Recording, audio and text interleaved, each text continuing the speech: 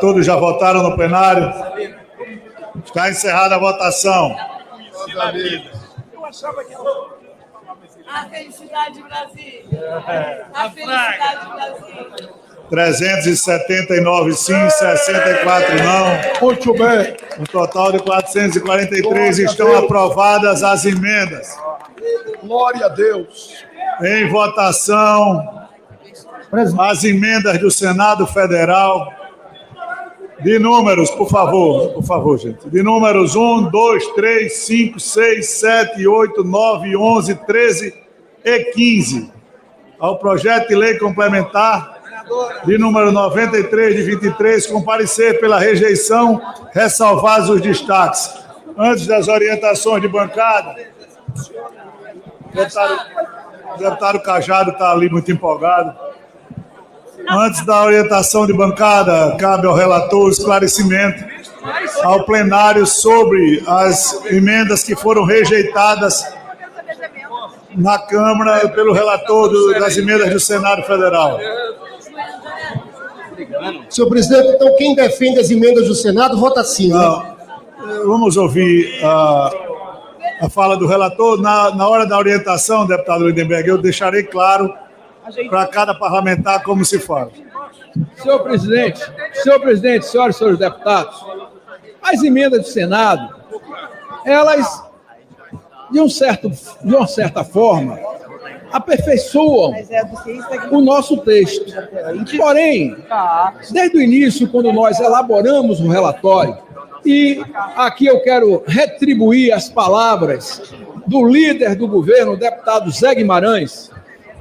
Vossa Excelência, deputado Zé Guimarães, como todos os líderes, quando da elaboração do nosso parecer, nós tivemos um procedimento. Primeiro, conversar com as bancadas, conversar com os segmentos organizados da sociedade civil, conversar com o governo, conversar com cada partido e seus membros e definimos duas coisas. Primeiro, nós tínhamos que concretizar os números, deixar com que tudo que fosse estimado estivesse fora do texto do nosso relatório, para que tivéssemos previsibilidade.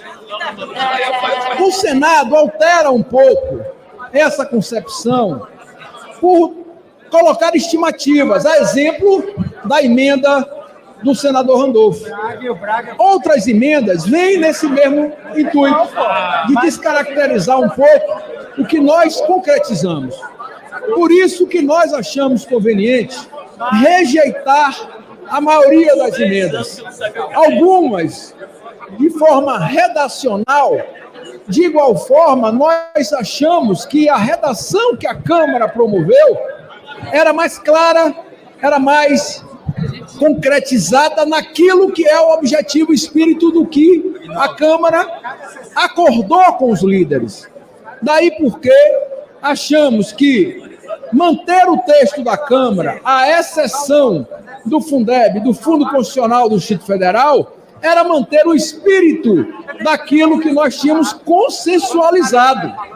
E durante todo esse tempo, desde quando o projeto retornou do Senado e voltou para a Câmara, e que nós mantivemos as conversas com os líderes e com os deputados e as senhoras deputadas, ficou claro que todos pediam a manutenção do texto.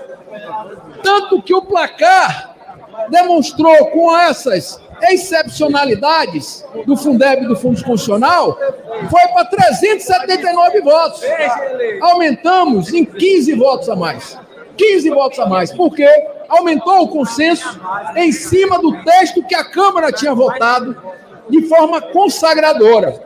Portanto, o consenso, repito, que promovemos através do presidente Arthur Lira, que não demonstrou nenhum tipo de cansaço, pelo contrário, exauriu a discussão, inclusive no dia de ontem, onde tivemos a oportunidade de conversar tecnicamente, com membros do governo, na pessoa do Bruno, que representou a Casa Civil, na pessoa do Dario, que representou a Fazenda, Conversamos com o planejamento, conversamos com a Secretaria de Relações Institucionais e nós construímos esse acordo.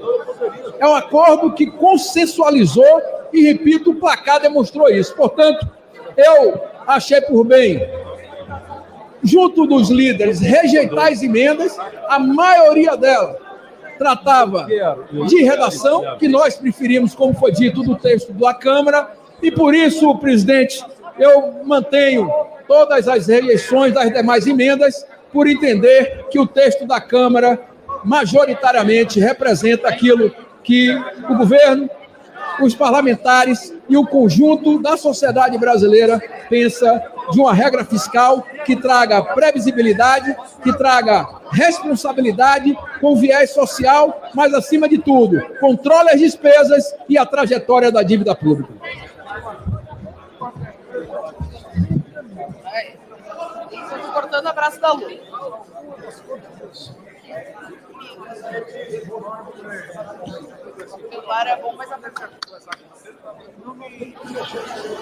Então, o que os deputados vão votar agora são aquelas emendas do Senado que o relator rejeitou. Ele estava dizendo por que ele rejeitou essas emendas e tentando convencer também aos deputados que possam votar favoravelmente ao parecer dele. Lembrando que ainda é possível destacar, né, para votar de maneira separada as emendas do Senado que o relator não aceitou. Então a gente vai acompanhar o prosseguimento da votação desse projeto de lei complementar 93 de 2023, que estabelece novas regras fiscais, é chamado aqui na Câmara de regime fiscal sustentável e é conhecido como arcabouço fiscal. O projeto foi aprovado anteriormente na Câmara, modificado no Senado e agora segue aqui a final da votação. A presidência esclarece que quem quiser votar com o relator pelo acordo que foi construído no Colégio de Líderes, o voto é não. Quem quiser votar pela permanência das emendas do Senado, portanto, contra o acordo que foi produzido, o voto é sim. Só para esclarecimento. Ressalvados os destaques, né, presidente? Ressalvados os destaques. Nós estamos ainda tratando das emendas, deputado André.